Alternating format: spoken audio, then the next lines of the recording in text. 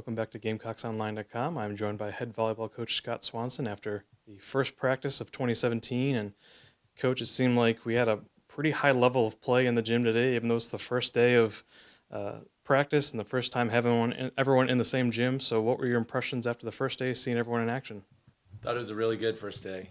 We have a lot of sophomores and freshmen out on the court, and you wouldn't know it. High volleyball IQ, high energy.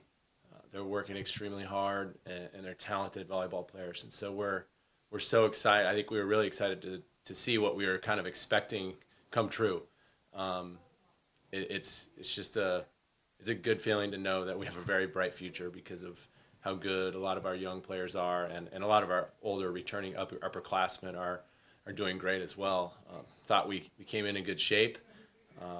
We came in with confidence, and I thought they did a really good job this summer of coaching up the young ones and making sure that they knew kind of our culture in the gym, and they understood some of our systems by just having captains practices and open gyms. I think that's a sign of dedication to getting better, and that obviously happened this summer, which we're really excited about. And it seemed like today the junior class really took the reins as a class that's been here now. This is their third year. They're the most experienced on the roster. You know, people like Aubrey Ozell and Emma Locke really taking the reins of that leadership role. How do you feel like their influence is going to be on the younger players, the freshmen and the sophomores? I think it's invaluable. Their leadership, just by what they're doing, starting from just warm up all the way through, just focusing on great technique, good communication, being really disciplined, working hard, leading by example.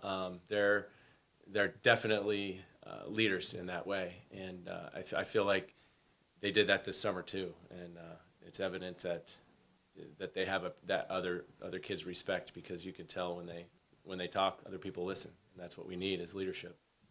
And it's hard to believe it. We're 3 weeks away now from the start of the season, less than 3 weeks until August 25th at home for the Gamecock Invitational. With such a limited amount of time, does it help to have a squad that's kind of a little bit ahead of the curve at this point? And what do you feel like you still need to kind of get in motion over these next few days, this first week of practice, to get kind of along the path you want to be at by August 25th? Yeah, it is just the end of day one, so I don't want to jump the gun here, but there is a lot that we need to fix in the gym.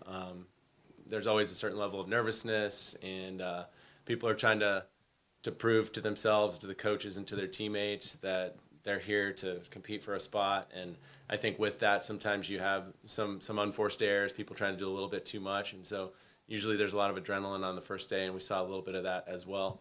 I think really what it comes down to is we have to make sure we dial in our ball control. And we miss fewer serves, but serve tough, and fewer unforced errors. All the things every coach is going to say. We can't give the other team free points and expect to win.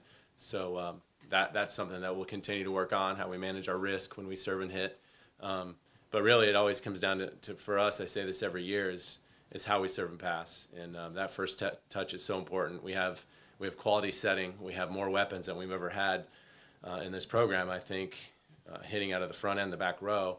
And so if we can control that first touch a little bit better this year and give ourselves a chance to use those weapons and be unpredictable, then I think we're going to be a very formidable team to play. And so we're excited about that first weekend, but we do have a lot to work up to be ready.